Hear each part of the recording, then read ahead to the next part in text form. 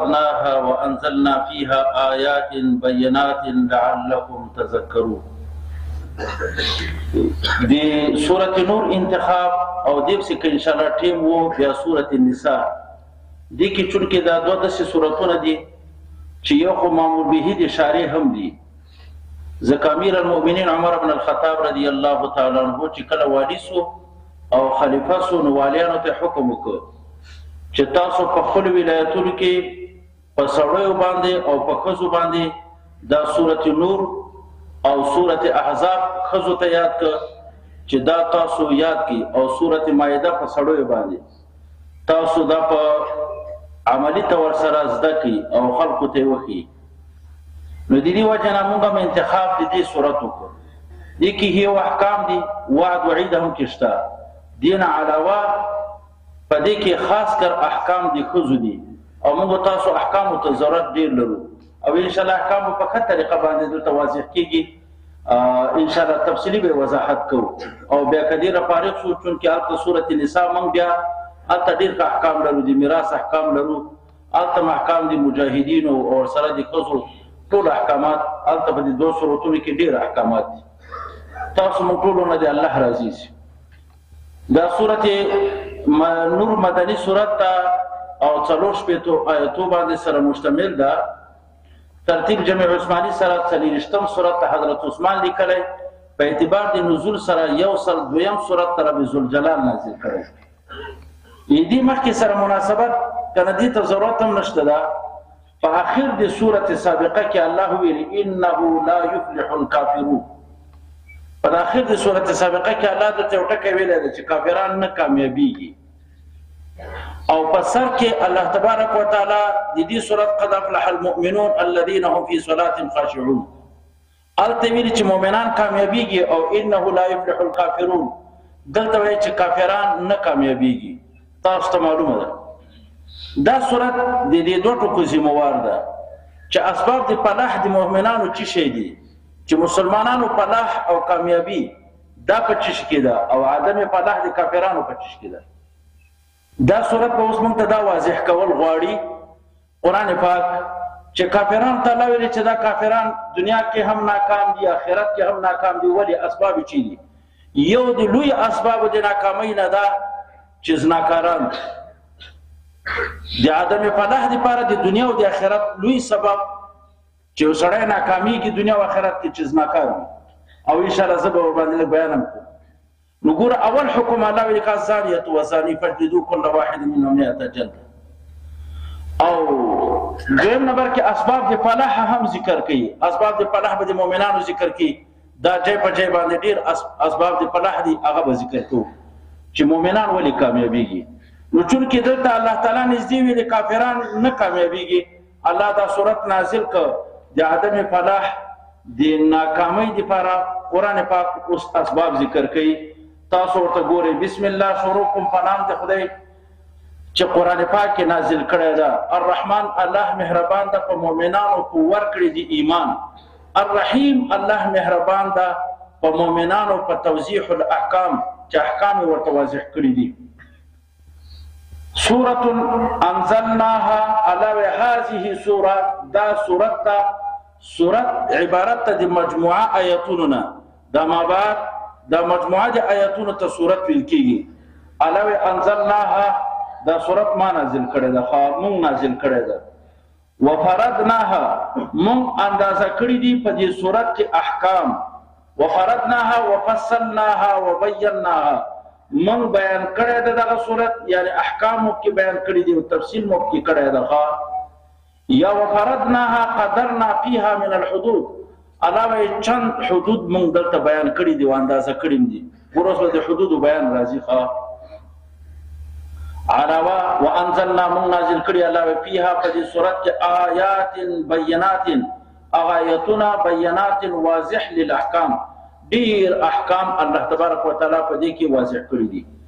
لعلکم تذکرون شاید تاسو نصیحت واخلئ چې کله د احکام وضاحت وسی هغه اسباب بیان کړی چې کافران د پاره سبب د عدم الفلاح ده یعنی کافران ناکام کړي دي.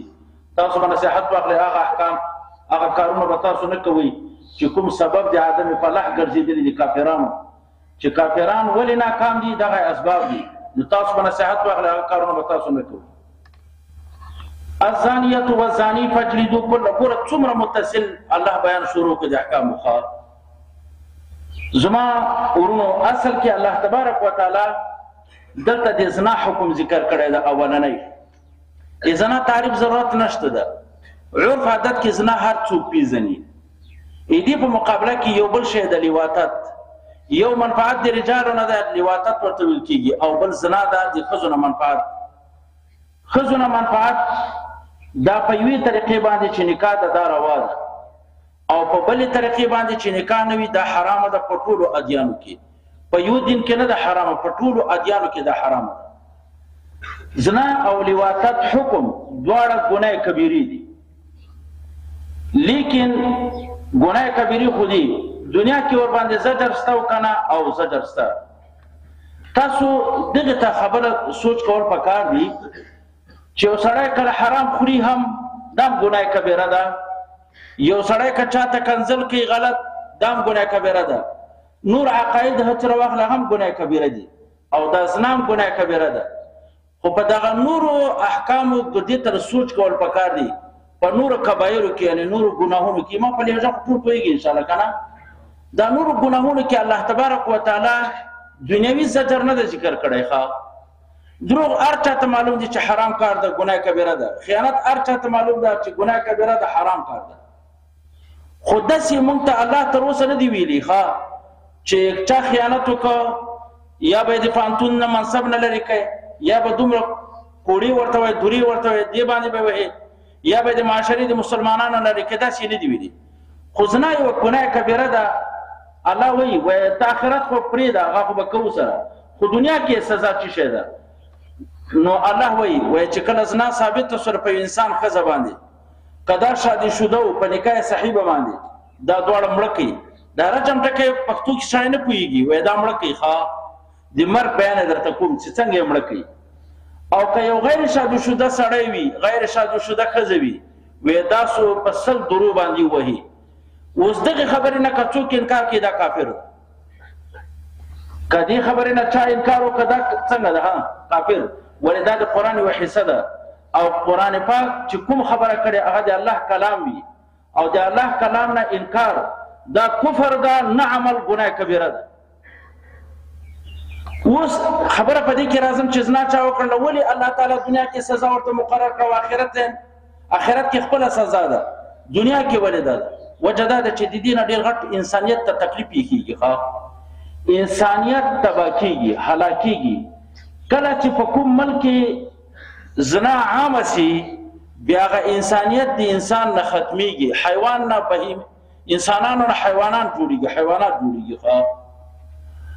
اسانه دي تاسو په ذهنونو کې د قناعت وجه که زنا عامه سي نو زاني به پیدا سي، نو هغه هسپتال ته داخلوي.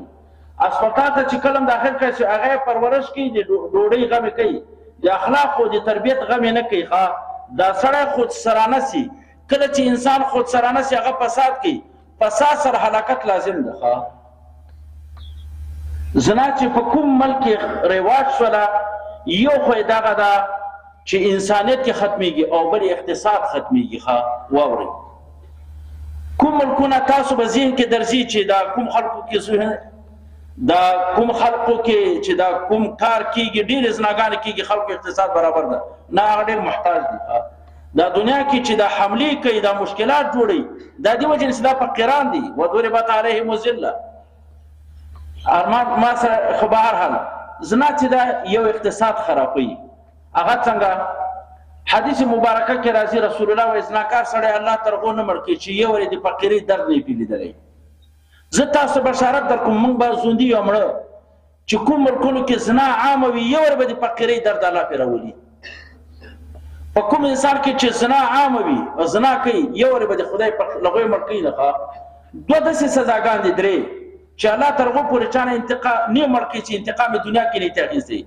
یو د زناکار نه چې انتقام نه مړ کوي چې ور انتقام دنیا کې ترې وانه خلي. دا نه ده د دروغ اسانه خبره ده. یو ور فقیرۍ باندې درمن کوي. بل چا نه چې مور پلار ناراضه وي واورئ دا له هغه نه مړ کوي چې ور په دم فقیرۍ نه لیدلې. او بل شیخ زانی زنا استغفر الله ظالم هغه وروسته حدیث کې راځي ظالم سړی لغو نه مړ کې چې دنیا کې الله انتقام ته نه وانخلي ښه د درې کسان الله نه مړ کې لغو چې دنیا کې به انتقام ته اخیستل کېږي. نو زنا چې دا یو ګناه کبیره ده او انتهایی زیات سبب لپاره د خوشحالي د شیطان یو شی ده ښه. زنا او لواطت دی باندې خو تاسو مال لواطت حکم به ذکر کم. لواطت کې یو سړی کې د مونږ په مسلک د احنافو په مذهب کې دې دپاره جزا معینه نشته. کسان لواطت سره چې کوم قسم جزا یې ورکړله ورکولی شي.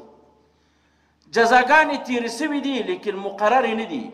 او د شوافیو مسلک دا ده چې لواطتکار په مثل د زناکار ده او دی وایي لواطتکار د زناکار نه بدترین سړی ده.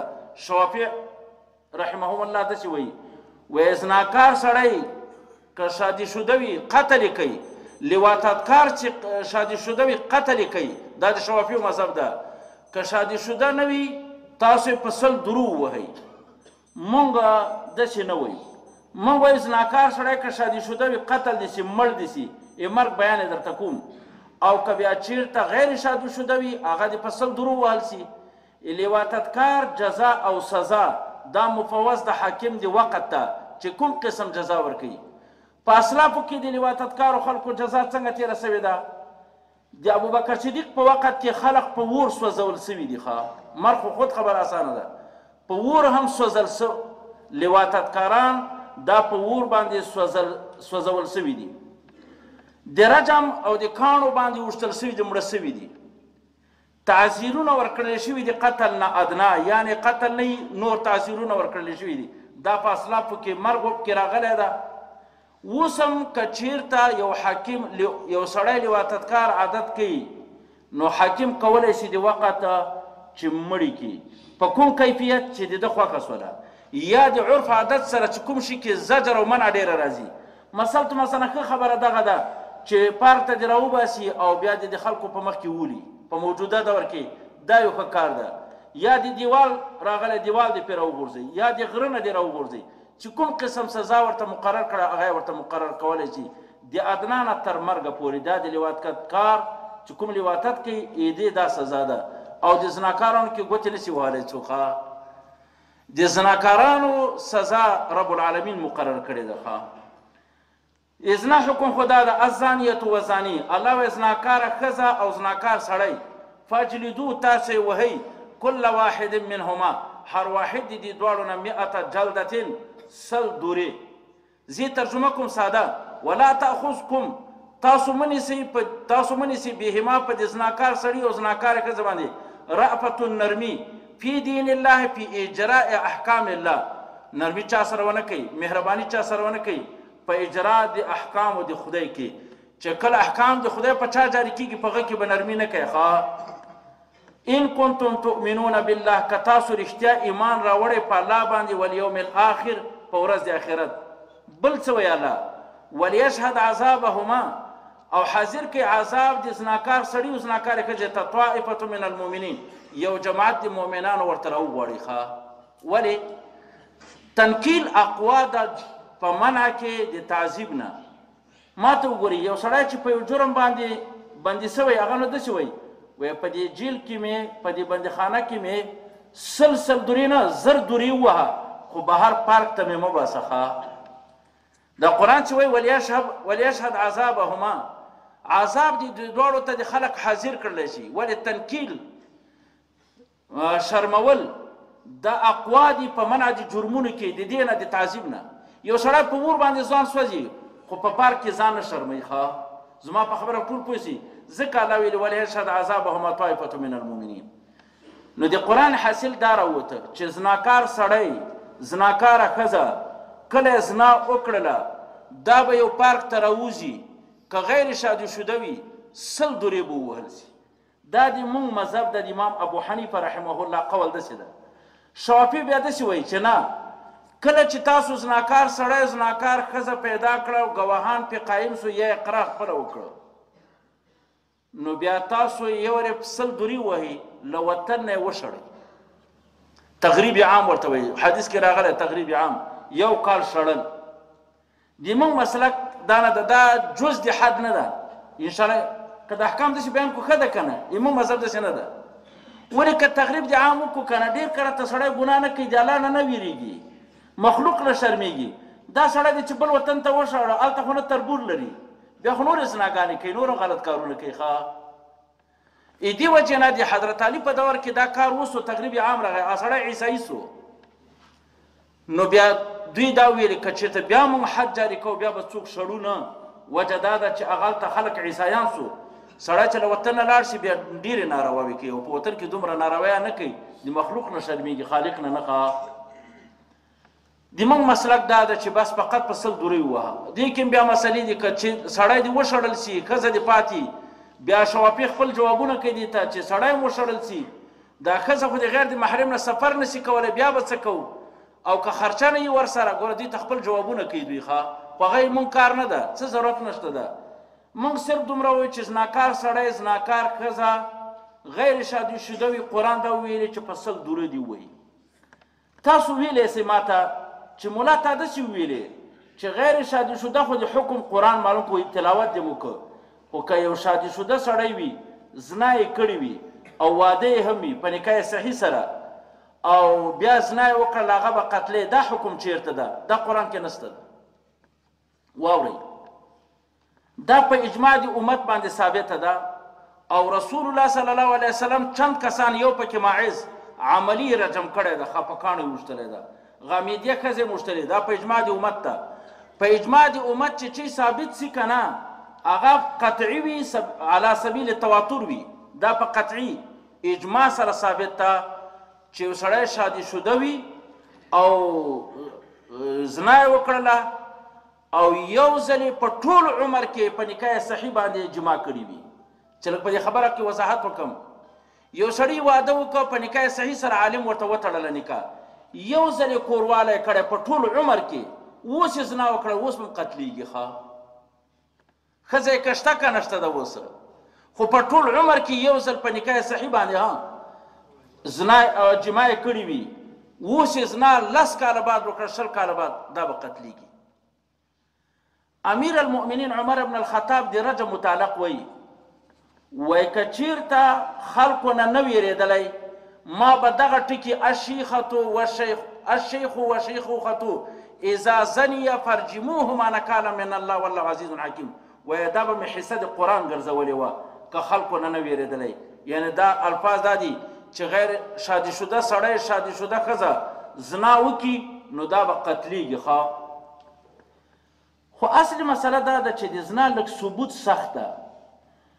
که اقرار یې وکړه صحیح خبره ده، یو سړی راسي موږ ته خپله ووایي وی یاره ما زنا کړې ده، خو دا اقرار چې کوي که نه دا هم واورئ، قاضي به 4 ځایه دا خبره ترې نه اوري، په 4 مجالسو کې. یو وارې به دلته وایي چې ما زنا کړې ده، دې ځای نه به پاڅېږي، هلته به بیا ووایي چې زنا مې کړې ده، بل ځای کې به بیا ووایي، 4 ځای به ووایي دا خبره، بیا به هغه نه بعد حد پې جاري کېږي په لنډو الفاظو. ښه او زنا چې ته په ګواهانو ثابتې نو دا هم ډېر ګران کار ده. ښه نو هغه کې 7 تفوسونه د ګواهانو نه کېږي، او کلمیل فی المکحله په ګواهانو باندې د زنا ثبوت هم ډېر ګران کار ده چې ثابتوي. تاسو ته ښه معلومات هلته کېږي. ګوره د پیغمبر په وخت کې دومره دا زنا عامه وه چې په مکې مکرمې کې به په کورونو باندې جنډې لګېدلې وي، دا د وقار کار و، د عزت کار و، جنډه به لګېدلې وه، چا ته پته لګېدله چې په دې کور کې مزنیات چې شته، بیا به خلک ورتلل، دا ډېره عامه ده که نه. خو باوجود دې نه د رسول الله په دور کې په یو سړي هم رجم د ګواهانو د وجې نه ده نافظ شوی. د رسول الله په دور کې زنا چې دومره عامه په کار دا ده چې ډېر سړی په ګواهانو را ثابت کړي، خو د پیغمبر په دور کې په ګواهانو باندې زنا حد قتل شوي دي خلک، خو لیکن په ګواهانو نه ده ثابت شوی. په اعتراف او په اقرار غامیدیه ښځه چې د غامیدي قبیلې وه هغه هم ورته راغلی اقرار یې وکړو، او حضرت معیز رضی الله تعالی عنه هم اقرار په خپله باندې کړی. واورئ، که یو اقرار مقر وکړو چې ما زنا کړې ده، زه په درو دې وهي یا د رجم کوي، په کاڼو به یې ولي، کاڼو منځ کې بېرته رجوع وکړله چې بس ما دروغ ویلي دي، بیا به یې پرېږدې، بیا به یې نه وزنې. ښه او که په ګواهانو یو زنا ثابته سوله او بیا یې وویلې چې زه ما دروغ ویلي دي یا ما پسې دروغ ګواهان ویلي دي، هېڅ امکان نشته ده. دا چې ورې ناپیسې ګواهان ثابت شي که نه تزکیه وشي بیا به یې پرېږدي نه بیا به یې مړ کوي. یعنې چې په زنا په ګواهانو ثابت شي، اگر که په منځ کې ووایي د حد په منځ کې ووایي چې ما نه ده کړې زنا انکار کوي نو بیا به یې مړ کوي. ولیکن که اقرار والا چې وویلې په منځ د حد کې تکالیف خو نه ورته معلوم، ویلې یاره ما خو دروغ ویلي ما زنا نه ده کړې، بیا به یې پرېږدو. یو سړی شادي شده ده یا یوه ښځه شادي شده ده خو رجم پرې راغی، زنا پرې ثابته شو، بیماران دي، بیماری کې مړه کوي، هېڅ مشکل نه راځي، هسې مرګ ده. خو یوه ښځه ده حامله ده شادي شده ده، مرګ پرې راغلی، تر هغوی نشي مړه کولی تر څو پورې چې دې ښځې بچی نه پیدا سوی. ولې ځکه ته په دې مکلف یې، په دې نه یې مکلف. دا ماشوم ده په خېټه کې، دا به نه مړ کوي. دغسې یو غیر شادي شده سړی ده، یو غیر شادي شده ښځه ده، زنا کړې 100 درې موږ وهو خو بیماران دي، بیماري کې به یې نشي وهلی. دا به پرېږدي چې جوړ شي. ولې که تی په بیماري کې ووهې د دروغ خپل قوت وي یا ضعف راځي، بیماري ضعف ته که مړه سي نو حدود خو زواجر دي، مطلقات خو نه دي، بیا به یې نه وهې تر څو پورې چې جوړه سوي نه دا سړی او ښځه. کله چې جوړ شو بیا په 100 درو وهه، په داسې انداز به هم نه وهې په درو باندې وایه چې ته ورته کوتک نیولی یا د دوره کې ورته غوټه کړي، په ډېر اعتدال سره متوسط سره، ځکه حدود تعذیب نه دي، زواجر دي. زما یعنی خلق مناسي دي ګناهونو نه، دې وجې نه موږ نه ورکوو چې دا په عذابو درد ورته رسوو. پښتو خبره درد رسولو دپاره موږ حد نه جاري کوو، د زجر دپاره یې کوو چې خلق مناسي دي ګناهونو نه. تعذیب د کار د الله ده، هغه به عذاب ورکړي، موږ کار عذاب نه ده، موږ به حدود جاري کوو، حدود زواجر وي. بله خبره دا خبره مو کوم دي، موږ په مذهب باندې که یو سړی دنیا کې په رجم سي یا په جروح ورسي د آخرت ګناه نه خلاصېږي نه. او د شوافي په مذهب باندې حدود مکفرات ګڼي، وایي که دنیا کې چا باندې حدود جاري سو که نه آخرت کې له ګناه نه خلاصېږي، یعنې الله تعالی به یې نه عذابوي. او د موږ احنافو مذهب دا ده چې حدود زواجر دي، که دنیا کې دی په حد باندې سو هم نو صرف دا دنیا کې زجر ده، آخرت کې عذاب الله ورکړي، په دې نه معاف کېږي بیا. ځکه هر ګناه دوه اړخه لري، یو د محل اړخ لري یو د فعل. دا دنیا کې خو موږ ته جزا ورکړې وه، دا خو د فعل وه، دا کار دې ولې ناروا کړی ده. یا لکه قتل کې یو کار مرد محل سړی ځای کړی ده، دغه جزا به الله ورکوي. دا قتل چې کړی ده موږ سړی پرې قتلو، دا فعل ولې کړی ده دلته. نو به هر حال زنا بدترین عمل ده. کوم سړی چې زنا وکړي دنیا کې یو فقیر کوي الله، مخ نه آثار د صالحانو لاړ شي، لرې نه معلومیږي. ګوره اتقوا فراسة المؤمن فإنه ينظر بنور الله. په خدای قسم ده چې د زناکار آثار د مخ نه معلومیږي، ما قسم پې وکړه. حضرت عثمان رضی الله تعالی عنه وایي ناست و، حضرت انس پې را داخل شو. انس وایي چې په لاره تللی دم، د ما نظر په یو محرمې ښځې ولګېده. ګوره یو کرت نظر کول ښځې ته جایز دي، په دې معنا چې تا نظر پې ولګېږي، او دویم کرت په بیا نظر نه ورته راړی. ځکه حضرت علي ته رسول الله ویلي ان لک الاولی ولیس لک الاخره، اول خیر ده، دویم کرت باندې مؤاخذه ده، بیا به ورته نه ګوري. وایي ما قدرتي یوې زنانه باندې ما نظر ولګېده، وایي چې حضرت عثمان باندې داخل سوم، ما ته څه وایي؟ وایي راته وایي چې ډېر خلق په ما داخلېږي، و آثار الزنا بین عینیه، آثار د زنا د دوه سترګو منځ کې وي. وایي ما ورته ویلي چې عثمانه نو پیغمبر خو مړی وحی هم نه درته کېږي، تا څنګه پاته درته ولګېدله؟ وایي راته دا یې ویلي اتقوا فراسة المؤمن فإنه ينظر بنور الله. مسلمان چې مسلمان ته ګوري د خدای په نور باندې ګوري، نو دا معلومات کېږي. بل دا ده چې دی تږی کېږي انتهایي زیات به دا به بهرحال نو انتهایي زیات تږی به مړ کېږي. زه انشاءالله بیا به نور بیا کېدای شي په دې زنا باندې بیا هم سبا موږ تاسو مقصود قرآن ده، ثواب الله راکوي، لږ د احکام واضح شي انشاءالله. ښه دم داسې کنه چې د احکام واضح احکام ښه دي، او په زنا باندې بیا هم لږ بحث کوم، سبا به انشاءالله لږ سره وایو. واخر دعوانا ان الحمد لله رب العالمین. یا الله په دې مجلس باندې هزار بار رحمتونه عافیتونه نازل کړي. الله موږ ټولو ته د عزت او د عافیت زندگی نصیب کړي. الله دې قرآن او د حدیث خدمت او مهارت من ټولو ته نصیب کړي. الله دې زوال ایمان نه من ټولو ته حفاظت نصیب کړي. الله سکرات الموت من ټولو باندې آسان کړي. یا الله دې شدائد د قیامت نه من ټولو ته امان نصیب کړي. من ټولو ته د رسول الله زیارت په دنیا او شفاعت په آخرت کې نصیب کړي. په دې مجلس باندې الله فضل او رحم کرم وکړي. الله مقاصد شریعه مو سره فرو وګرځي. د فتنو دور د لا جدید سره فتنو ظالمانو من ټولو ته امان نصیب کړي. الله ټول حرکات سکنات اقوال پر خدای ستاسو رضا لپاره وګرځي. الله مون عادت کو خدای تیرانه په عبادت قبول کړي او بدل کې مون ټول تخپل رضا او لقاء وصال په دنیا او آخرت کې نصیب کړي. الله دا مجلس کفاره د سیئات وګرځي. الله فرضي نفلي ټول عبادت په دربار علاقه کې قبول منظور وګرځي. مونږ ټول خدای د هر قسم آفات او بلیات او مصائب او تکلیفونو راتم